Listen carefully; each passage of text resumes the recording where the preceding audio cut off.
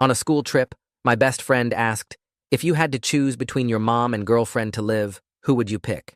I responded, bros before hoes, but moms before all, and everyone cracked up. Jason didn't smile, though. His face drained of color like I'd just confessed to murder. He grabbed all his stuff and moved 3 rows up the school bus without a word. Jason, what's wrong? I was just kidding. I called after him, but he wouldn't turn around. That's when I heard it. Stacy, my girlfriend's best friend, was crying her eyes out in the back row. When I turned to look, her friend whispered urgently in her ear, and she glanced at me before crying harder. Okay, that was definitely weird. I started to wonder whether my joke was really that offensive. That's when my phone buzzed. 3 missed calls from Dad, but there was no signal. And at the red light, I caught the bus driver wiping his eyes in the rearview mirror. In my 3 years of knowing him, the most emotion he'd shown was mild annoyance when kids left trash on the seats.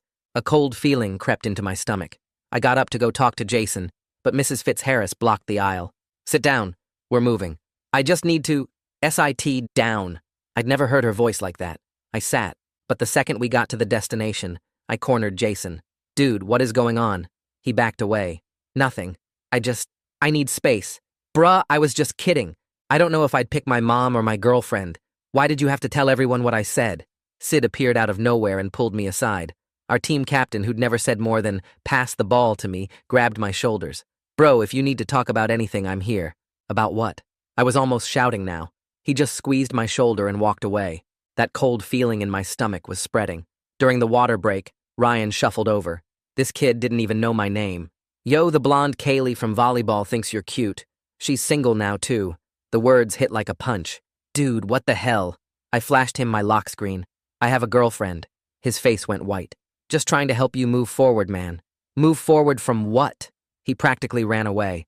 I tried calling my girlfriend Isabella on the public landline right then. Straight to voicemail.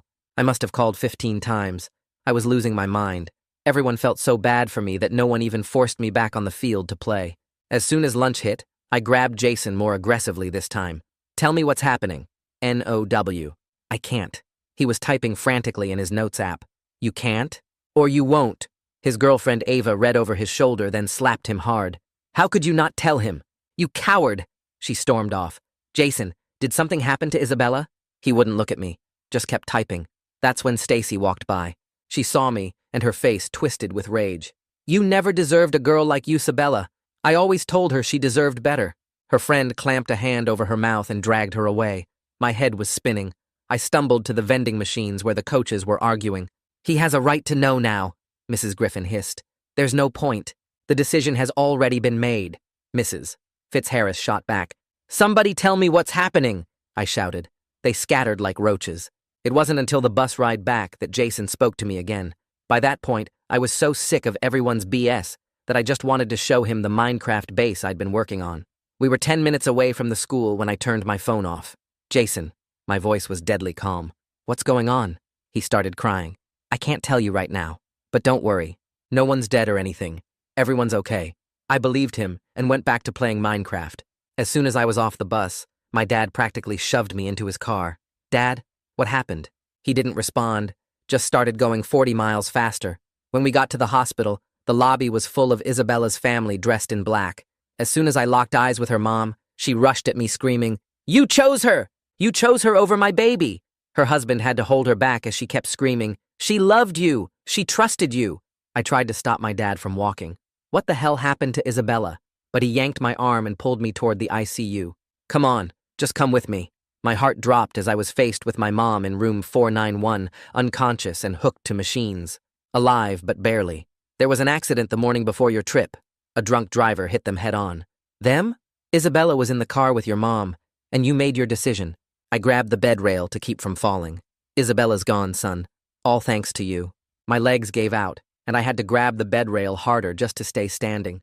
The machines around Mom kept beeping, and it felt like they were screaming at me. Dad's words kept bouncing around in my head, but nothing made sense. How could I was chosen anything when I wasn't even there when it happened? Dad reached for my shoulder, but I jerked away so hard I almost fell. What do you mean I made a decision? My voice cracked, and I could barely get the words out. He just stood there with his face all hard like stone, but his hands were shaking bad. You made your choice with that joke on the bus. His voice was flat and dead. Everyone heard you say moms before all. The room started spinning and I had to grab the chair to keep from falling over. A nurse in blue scrubs came in and looked between us with worried eyes. Her name tag said Melissa Curry, and she had that soft voice nurses use when something's really wrong. Visiting hours are ending in 10 minutes. She looked at Dad, and then at me.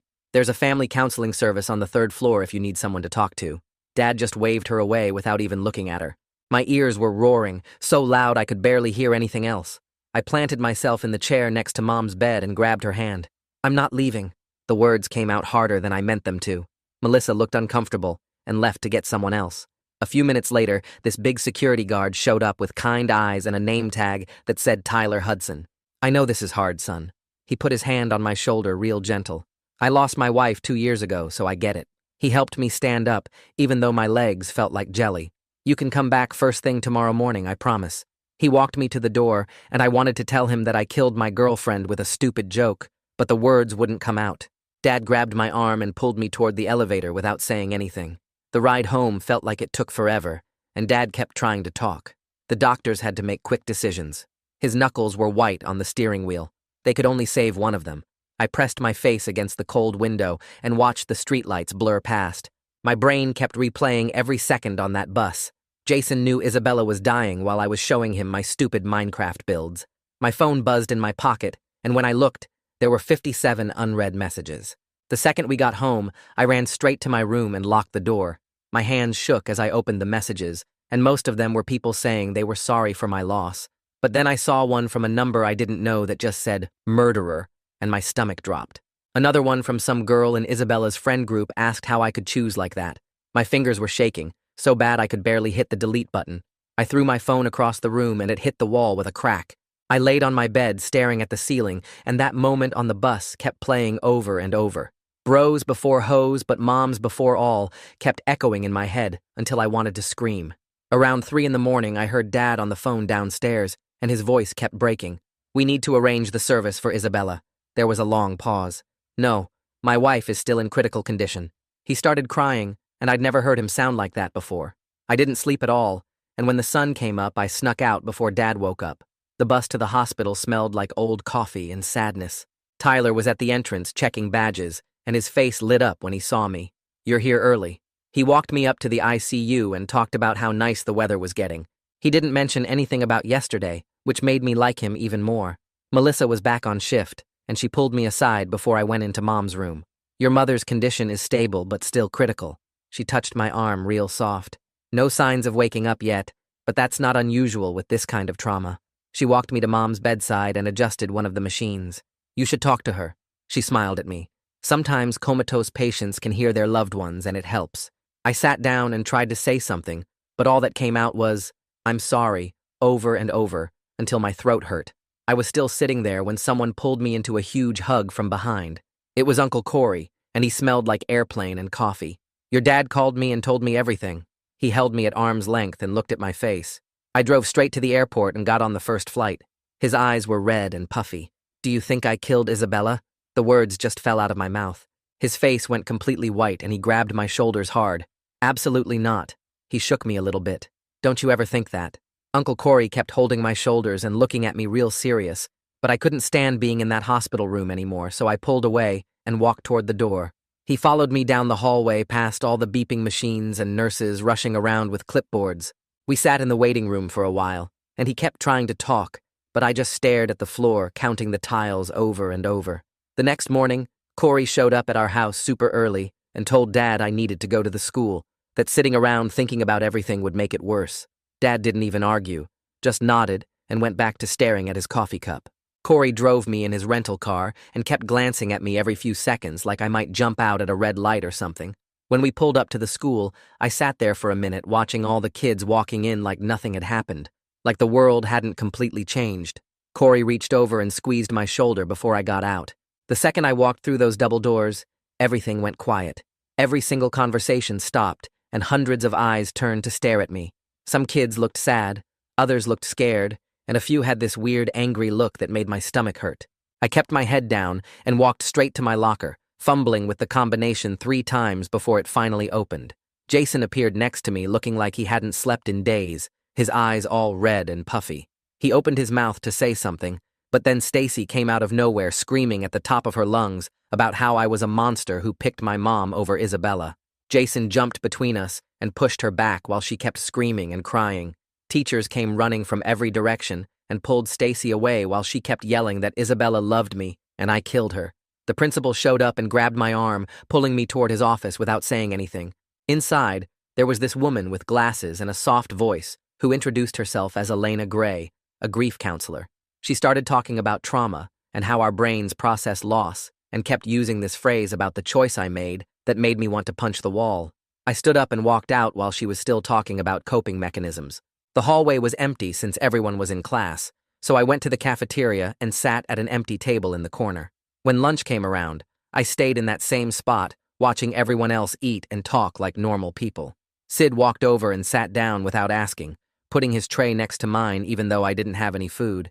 He said the whole team was there for me if I needed anything, and I asked him straight up if he knew on the bus what had happened. He looked down at his sandwich and mumbled something about adults telling them not to say anything. That hurt worse than Stacy's screaming, because at least she was honest about hating me. After school, I was walking to the parking lot when Mrs. Griffin called my name from her classroom doorway. Her eyes were all red, and she kept wiping them with a tissue while she apologized for not telling me on the trip. She explained there was some protocol about not traumatizing students during school events, and they thought they were protecting me. I asked her if she would want to be protected like that if it was her family, and she just stared at the floor without answering. Corey picked me up and drove me straight to the hospital because he said Mom needed to see me even if she was unconscious. In the parking lot, this guy about 25 walked up to us, and I recognized him from pictures as Blake Campbell, Isabella's older brother. His face looked exhausted, and he said his parents were having a really hard time, but he didn't blame me for anything.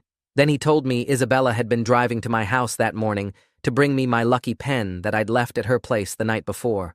My legs got weak, and I had to lean against a car while he walked away. Inside the hospital, Elena Gray was waiting by the elevator like she'd been tracking me down. This time, she actually listened when I explained that I didn't make any choice, that I wasn't there, that the stupid joke was just words that meant nothing. She nodded and suggested we work on separating what actually happened from what people were saying happened. After she left, Dad showed up, and we sat in his car in the parking lot for a long time without talking. Finally, he told me he'd said stuff to Isabella's parents about me choosing Mom because he needed someone to blame who wasn't the drunk driver. He said knowing it was just random and senseless made him feel crazy, so he created a story where there was a reason. The next day at the school, everything was even worse, because now the rumors had changed, and people were saying I knew about the accident during the soccer trip and chose to keep playing instead of coming home. Ryan walked up to me in the hallway between second and third period and said Isabella would understand my choice to stay and play. I pushed past him and kept walking to class. During fourth period, Mrs. Fitzharris tried to talk to me after everyone else left for lunch. She started apologizing and explaining about district emergency protocols, but I couldn't listen to it anymore and walked out. She followed me into the hallway, still talking about how she thought she was protecting me from trauma. I turned around and told her she was protecting herself from having to deal with my reaction, not protecting me from anything. Corey was waiting in the parking lot and drove me straight to a lawyer's office downtown, where this older guy in a wrinkled suit explained that Jax Watkins had blown a .24 on his breathalyzer test. The lawyer kept shuffling papers while telling us this was Watkins' third DUI arrest, and he'd already had his license suspended twice before, but kept driving anyway. Dad was supposed to be there, but Corey said he couldn't handle it right now, and I noticed the lawyer kept glancing at me like he was waiting for me to explode or cry or something. I just sat there feeling this clean, simple anger at Watkins that was so much easier than all the complicated feelings about everyone else. The lawyer showed us photos from the accident scene, and I had to look away when I saw the twisted metal that used to be Mom's car. Corey signed some papers for Dad, and we left, without me saying a single word the whole meeting. That afternoon, Corey dropped me at the cemetery, and I walked around for 20 minutes before finding Isabella's grave with fresh dirt and a temporary marker. I'd stopped at 3 different stores to find her favorite flowers. These purple things she always said reminded her of her grandmother's garden. The groundskeeper was trimming grass nearby, and I sat on the cold ground, telling Isabella about the bus and the joke, and how Jason knew and everyone lied. My voice cracked when I explained about her mom screaming at me, and how Dad blamed me for choosing. The groundskeeper moved further away, but I could tell he was giving me space on purpose while I sat there crying into my hands. When I got back to the school the next day, Ava was waiting by my locker with her arms crossed and this guilty look on her face. She explained that Jason had been throwing up every morning since the trip and couldn't eat anything without getting sick. She pulled out this thick envelope from her backpack and said he'd written me a letter, but was too scared to give it to me himself. I pushed the envelope back at her and told her I didn't want his letter. I wanted him to tell me the truth when it mattered. She nodded and walked away without arguing, which somehow made me feel worse. 2 days later, we had to meet with the district attorney at the courthouse, and Hadley Pierce turned out to be this tiny woman who talked like she was giving orders to an army. She spread out all these documents on the conference table showing Watkins' previous arrests and explained he was looking at 15 to 20 years if convicted. Dad actually showed up for this meeting, and when Hadley mentioned Watkins' lawyer might try to blame the victims, Dad slammed his hand on the table and said, "Nobody minimizes anything because his daughter is dead." Hadley didn't even flinch, just nodded and made notes while Dad's face turned red and Corey put a hand on his shoulder. At the hospital that evening, Melissa was doing her rounds when Mom's hand moved during a reflex test and actually squeezed back. Victoria Tate, the physical therapist, came in to examine Mom and explained this could mean her brain was starting to respond, but warned us not to get our hopes up too high yet. I stood there watching Mom's fingers twitch slightly and felt hope and dread wrestling in my chest because what if she woke up and asked about Isabella? Victoria showed us exercises we could do with Mom's hands and feet to keep her muscles from getting too weak while she was unconscious. 3 nights later, I was doing homework at the kitchen table when someone knocked on our door and Dad opened it to find Isabella's mother standing there alone. She looked smaller than I remembered, like grief had physically shrunk her, and she asked if she could come in to understand what really happened. Dad led her to the living room and told her everything about my stupid joke on the bus and the protocol that kept everyone from telling me and his lie about me choosing.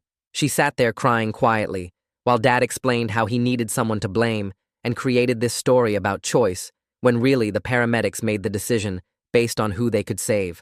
Isabella's mom didn't scream or forgive us, but she stopped talking about choices and left without looking at me. School got worse every day with people whispering and staring, so Corey called the principal and arranged for me to do independent study for the rest of the semester. The principal agreed right away, probably relieved he wouldn't have to deal with any more scenes in the hallways, and sent home a packet of work I could do on my own.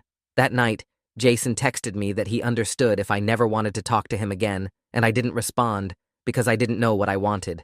Elena scheduled a family therapy session at the hospital, and Dad showed up drunk, which nobody said out loud, but we all knew. He started crying about 20 minutes in, sobbing about how he failed me and failed Mom and couldn't stop drinking since the accident. Corey immediately got on his phone looking up treatment programs, while Elena kept talking to Dad in this calm voice about grief and unhealthy coping mechanisms. The next week, Ford Maddox showed up at our house with 2 suitcases and announced he was staying to help, because that's what friends do. He'd been Dad's roommate in college and immediately started handling all the stuff we'd been ignoring, like the stack of bills on the counter and the empty fridge and the lawn that hadn't been mowed in a month. Having an actual adult taking care of things made me realize how much everything had been falling apart. The preliminary hearing for Jax Watkins happened 3 weeks later, and I had to sit in the witness chair describing the last time I saw Isabella. Watkins' lawyer kept trying to suggest that maybe the victims weren't wearing seatbelts, or that Mom might have been speeding, but Hadley objected every time, and the judge sustained it. When I looked at Watkins sitting at the defense table, he stared at the floor the whole time and wouldn't make eye contact with anyone.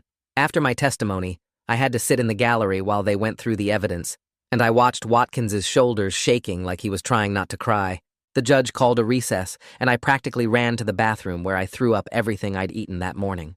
When I got back to the hospital that afternoon, Mom's eyes were open for the first time since the accident. She wasn't really awake or anything, just staring at nothing, but Melissa said it was a good sign and told us to keep talking to her. I sat there for 3 hours telling Mom everything about Isabella dying, and Dad's lie about me choosing, and how everyone on the bus knew except me. Her eyes moved toward my voice once, and I took that as forgiveness, even though the doctors said it was probably just reflexes. Blake started texting me that night with updates about his parents going to counseling and his mom starting medication for depression. He said they were slowly accepting that blame wouldn't bring Isabella back, but they still didn't want to see me yet. Maybe someday was what he wrote, and maybe was better than the never I expected. 3 weeks after everything happened, I finally made myself read the news articles about the accident online. The details made me sick all over again, with the drunk driver hitting them at 60 miles per hour and Isabella dying on impact while Mom had to be cut out of the car with special tools. The stupid joke I made on the bus felt even more meaningless when I read about the actual metal-crushing actual bodies. Cindy Walker from the insurance company showed up at our house with a briefcase full of papers about settlements and policy limits. She sat at our kitchen table reducing Isabella's whole life and Mom's injuries to dollar amounts, while Dad signed papers without really looking at them. I wanted to scream that you couldn't put a price on a 17-year-old girl who was bringing me my lucky pen, but I just sat there watching Dad's hand shake as he signed. 2 days later, Jason showed up at my front door holding this thick envelope, and his hands were shaking, so bad he could barely hold it. The letter was 10 pages of him explaining how the adults made him promise not to tell me, and how he threw up 3 times on the bus from keeping the secret. I didn't forgive him right then, but I also didn't slam the door in his face, which was progress, I guess. At the hospital the next morning, a social worker pulled Dad and me into a conference room to discuss Mom's long-term care needs if she recovered. She talked about months of rehabilitation and possibly needing permanent assistance with daily tasks, and the costs were so huge, I stopped listening to the actual numbers. Corey was already on his laptop researching programs and support groups and disability benefits before the social worker even finished talking. We were lucky to have him handling all the stuff Dad and I couldn't even think about. Blake texted me again saying Isabella's parents wanted to meet with us about doing a victim impact statement together for the sentencing hearing. Dad agreed right away, but I felt my whole body go cold thinking about facing them in court after everything. Elena started working with me twice a week to prepare emotionally for the hearing and for seeing Isabella's parents again. She had me practice what I would say and how to handle it if they screamed at me again, which seemed pretty likely. A few days later, Mom became more alert and actually recognized us when we walked in the room. She looked confused about where she was and kept trying to ask questions, but her voice was too weak to understand most of it. The doctors pulled us aside and said we absolutely couldn't tell her about Isabella yet because the stress could cause major setbacks in her recovery. Living with that secret when she'd look at me with those confused eyes made me feel like I was drowning in lies all over again. That week at the school, some kids organized a memorial fundraiser for Isabella's family and Mom's medical bills without anyone asking them to. Even Stacy participated, though she wouldn't look at me or talk to me directly, and left whenever I entered a room. The kindness from people I barely knew made me lose it, and I ended up crying in the bathroom for 20 minutes while some freshmen stood guard outside. Then Hadley called with news that Jax Watkins was pleading guilty to vehicular manslaughter and DUI charges to avoid trial. She said it was good because we wouldn't have to go through a traumatic trial, and justice was guaranteed with his guilty plea. It didn't feel like justice, though, when Isabella was still dead and Mom was still broken, and nothing about any of it felt like the right outcome. Ford showed up at our house 3 days later and cornered Dad in the kitchen while I was making breakfast. He kept his voice low, but I heard every word through the thin walls as he told Dad he was drinking himself to death, and if he didn't get help immediately, Ford would file paperwork to have him committed for psychiatric evaluation. Dad's coffee mug hit the counter hard, and he stormed out, but Ford followed him all the way to the garage, not backing down even when Dad yelled at him to mind his own business. That afternoon, Dad drove himself to his first AA meeting at the community center downtown and came back 2 hours later looking smaller somehow. His shoulders slumped as he walked straight past me to Mom's hospital room, where I heard him through the door, apologizing to her unconscious form for everything he'd done wrong. The next morning, Victoria wheeled Mom into the physical therapy room for her first real session, and I watched through the window as Mom tried to lift her legs off the mat. Her face twisted with effort, but her left leg barely moved an inch before dropping back down, and she started crying from frustration while Victoria kept her voice steady and encouraging, demonstrating the exercises again. Mom tried 3 more times before her whole body started shaking from the effort, and I had to step outside because seeing her that weak made my chest feel like it was caving in. 2 weeks passed with Dad going to meetings every night and Mom struggling through therapy sessions before Hadley called to say the sentencing hearing was scheduled for the following Monday. We arrived at the courthouse early, but Isabella's family was already there, her mother clutching a folder of papers while her father stared at the floor. The bailiff called us into the courtroom, and Isabella's mother stood first, her voice shaking as she read from her prepared statement about her daughter's dreams of becoming a nurse, her volunteer work at the animal shelter, her plans for college that were destroyed by one man's decision to drive drunk. When she mentioned that Isabella had been on her way to bring me my lucky pen for a test, I had to put my head down on the table while Dad's hand found my shoulder, and for once, I didn't pull away from his touch. The judge called my name next, and I stood on legs that felt like water, reading my own statement about losing my girlfriend. and almost losing my mother, about the guilt that wasn't really mine but crushed me anyway, about how Jax Watkins had destroyed multiple lives for the price of a few beers. Watkins actually looked at me this time from behind the defendant's table, his lips moving to form the words, "I'm sorry," but sorry didn't bring Isabella back or fix Mom's broken body. The judge took 20 minutes to review everything before sentencing him to 15 years in state prison with no possibility of early release, and Watkins' mother started sobbing in the gallery while his lawyer packed up his briefcase without a word. Outside the courthouse, Isabella's father approached me while his wife waited by their car, and he told me they were moving to Arizona to start fresh somewhere without memories on every corner. But he wanted me to know they didn't blame me anymore, because blame wouldn't bring their daughter back. He said his wife couldn't say it yet, but she was trying to forgive, working with her therapist to let go of the anger that was eating her alive. And then he shook my hand before walking back to their car, where his wife was already crying again. 3 days later, Mom was finally alert enough to notice things beyond her immediate pain, and she asked where Isabella was, why she hadn't visited, and Dad and I looked at each other before I sat on the edge of her bed and told her everything. She cried for 3 straight hours, not just for Isabella, but for what I'd been carrying alone, and she made me promise through her tears to stop blaming myself for other people's lies and decisions, because the only person responsible for Isabella's death was the man now sitting in a prison cell. School started again the last week of August, and I decided to go back instead of doing online classes, because hiding wouldn't change anything. Some kids still whispered when I walked by and pointed at me in the hallways, but others treated me normally, which was all I wanted after months of being either pitied or blamed. Jason and I ended up in the same English class, and while we weren't friends like before, we could sit in the same room without me wanting to punch him, which felt like progress even if we never talked directly. Mom's recovery picked up speed once she was mentally engaged, pushing herself harder in each physical therapy session until Victoria had to actually tell her to slow down.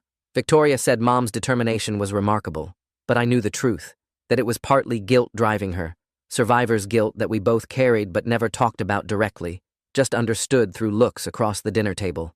Dad hit 6 weeks sober, and it showed in everything from his posture to his voice, and he started handling all the insurance paperwork Mom couldn't deal with, coordinating her care schedule, even cooking actual meals instead of ordering takeout every night. Ford came over for dinner and joked that it was like getting his old college roommate back, and Dad actually smiled for real, not the fake one he'd been wearing like a mask. That same week, Blake texted me out of nowhere to say his parents were doing better. His mom had started working part-time at a library, and he wanted me to know that Isabella had been planning to surprise me with concert tickets for my birthday because she'd saved up for 3 months to buy them. I saved his message and read it whenever the guilt started creeping back, reminding myself that she'd loved me enough to plan surprises, that our relationship had been real even if it ended in the worst possible way. 3 weeks later, Elena showed up at the hospital while I was visiting Mom and mentioned this support group that meets in the conference room on Thursdays for families dealing with drunk driving accidents. Dad wasn't interested at first, but I convinced him we should at least check it out since we were already at the hospital anyway. We sat in the back row of metal folding chairs while about 15 other people formed a loose circle near the front. A woman talked about losing her son 6 months ago and how she still set his place at dinner every night. A man described finding his wife's glasses in the wreck and keeping them in his pocket ever since. Nobody tried to make anyone feel better with empty words, and that made it easier to just sit there and listen. Dad's hands stayed clenched in his lap the whole hour, but afterward he said, "We should come back next week." 2 months passed before Mom was stable enough to come home, and Corey had been working like crazy to get the house ready. He installed grab bars in all the bathrooms and built a wooden ramp over the front steps that took him 3 weekends to get the angle right. The physical therapist came by to check everything and suggested moving Mom's bed downstairs to the living room, since stairs were still impossible. We rented a hospital bed that barely fit between the couch and TV, but Mom didn't complain once. That first night home, we ordered pizza from the place she always liked and put on old movies while pretending the hospital bed and walker weren't taking up half the room. Mom fell asleep during the second movie, and Dad and I stayed up late just watching her breathe normally, without machines beeping every 5 minutes. School started getting weird in October when the guidance counselor pulled me into her office to tell me I'd been selected for some new peer counseling program. She said my experience made me uniquely qualified to help other students dealing with trauma and loss. The training sessions were every Tuesday after school in the library, and when I walked in that first day, I saw Stacy already sitting at one of the tables. We hadn't talked since she screamed at me in the hallway, but now we had to do trust exercises and practice active listening together. She wouldn't look at me during the role-playing scenarios, but when we had to list coping strategies, she wrote, "Accepting that blame doesn't bring people back," and slid the paper toward me. Spring came, and suddenly everyone started acting strange around me again, like they did right after the accident. Teachers kept asking if I needed extensions on assignments, and kids I barely knew would pat my shoulder in the hallway. It took me 3 days to realize the anniversary was coming up, and everyone had it marked on their calendars. Mom noticed too, and suggested we visit Isabella's grave together on the actual day instead of avoiding it. We drove there early in the morning before anyone else would be around, and Mom used her walker to slowly make her way across the grass. She sat on the bench they'd installed near the headstone and talked to Isabella like she was sitting right there with us. She apologized for being in the car that day and for surviving when Isabella didn't, and for not being able to protect her. She said she knew Isabella would want us to stop carrying guilt that belonged to a drunk driver alone. I believed her for the first time. The peer counseling training continued, and Jason ended up joining the program too, which made Tuesdays even more awkward. During one session about communication, he suddenly turned to me and started talking about the nightmares where he sees my face when I found out the truth. He said he wakes up wanting to go back and tell me on the bus no matter what the adults said. I told him I understood following orders because we were kids and the adults were supposed to know better, but that didn't mean our friendship could just go back to normal. He nodded, and we went back to the worksheet about boundary setting. Mom started working from home in May once she could sit at the computer for a few hours without getting exhausted. Her company set up video call software and sent a special chair that supported her back properly. Watching her lead meetings from our dining room table while still needing help getting dressed in the morning showed me that recovery meant different things. She couldn't drive yet, and walking to the mailbox left her winded, but she could still write code and manage her team. Victoria said this kind of determination was rare, but I knew Mom just needed to feel useful again after months of being a patient. Blake texted me a photo of a card his parents had sent through him with just their signatures and a short note saying they were in therapy and finding peace.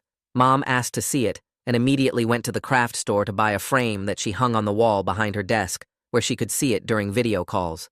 The card just said, "Thinking of you," but Mom treated it like it was precious.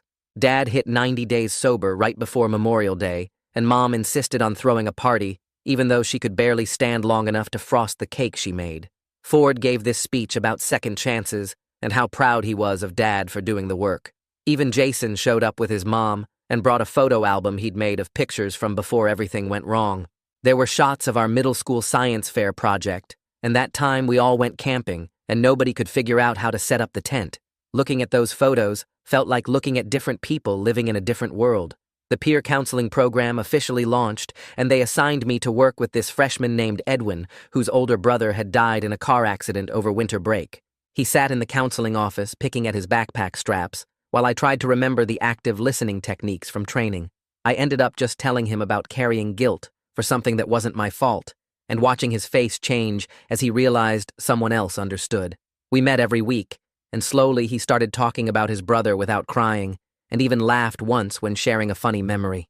Helping him untangle his grief helped me understand my own better than any therapy session.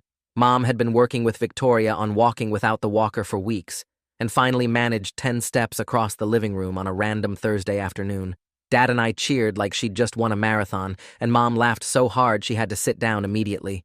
Victoria warned us about expecting too much too fast, since Mom still had months of therapy ahead, but Mom just kept saying she had a second chance and wasn't going to waste a single day of it. Graduation came faster than expected, and when they called for a moment of silence for Isabella, the whole gym went quiet. The principal asked me to come up and say something, so I walked to the podium with my legs feeling like jelly. I talked about how tragedy doesn't care about our plans, how we all want someone to blame because it's easier than accepting that sometimes terrible things just happen, and how healing doesn't happen in straight lines, but in messy zigzags. Stacy was sitting in the third row, and I saw her nodding along, and afterward, when everyone was taking pictures, she came up and said, Isabella would be proud of how I handled everything. That same week, Blake texted me out of nowhere with updates about his family settling into their new city, saying his mom was starting to smile again sometimes when she thought nobody was looking. He attached a photo of them standing at Isabella's new grave marker, which read, "Beloved daughter, loyal friend," with her favorite quote about living each day fully underneath. I saved that photo to my phone and looked at it whenever I started feeling guilty again. 3 weeks later, Dad and I drove Mom to the hospital for her final surgery to fix some nerve damage from the accident that was still causing problems. While we sat in the waiting room drinking terrible coffee from the vending machine, Dad apologized again for putting all his grief on me back when it happened. I told him I understood now, because grief makes people do terrible things to the people they love most, and we both knew that was true from experience. The surgery took 4 hours, but Victoria came out smiling and said, "Everything went perfectly. Mom's prognosis was upgraded to near full recovery with continued therapy." She hugged all 3 of us and said Mom was the strongest patient she'd ever worked with in 15 years. When Mom woke up from the anesthesia, she made a joke about having good motivation since she had to come back for me, and even the nurses laughed. 2 days after that, Jason and I walked across the graduation stage together. Not best friends anymore, but something different, maybe survivors of a different kind of tragedy. His parents found me afterward and thanked me for eventually forgiving him, his mom crying a little as she said she knew how hard it must have been. Standing there in my cap and gown, I realized the forgiveness was as much for me as it was for him, because carrying that anger was just another weight I didn't need. Summer passed in a blur of Mom's therapy sessions and Dad's AA meetings, and before we knew it, the 1-year anniversary was approaching. Our family went to the memorial service the town held for drunk driving victims at the courthouse square, where they read Isabella's name, along with 11 others who died that year. I didn't cry this time, but felt grateful instead that she was in my life at all, even if it ended way too soon. Mom's physical therapy graduation happened 2 weeks later, and she walked across the makeshift stage in the therapy center with no walker or cane, just her own strength carrying her forward. Dad cried openly watching her, and I wasn't embarrassed because we'd earned these tears through everything we'd survived. The other patients cheered, and Mom waved like she'd just won an Oscar, making everyone laugh through their own tears. By the time fall came, life had settled into something like normal with Mom back at work full-time, with some accommodations like a special desk chair and flexible hours, Dad still sober and actually present for family dinners, and me starting college at the local campus so I could stay close to home. Isabella's parents sent a Christmas card that December with just their signatures inside, no message, but that was enough because it meant they were still out there, still healing, still finding their way forward. We were all still here, still working through it, still moving forward one day at a time, and maybe that was the best any of us could hope for after everything that happened. Thanks for sticking with me through all these strange twists and turns today. Definitely made it more interesting sharing the questions together. Like the video, it helps more than you think.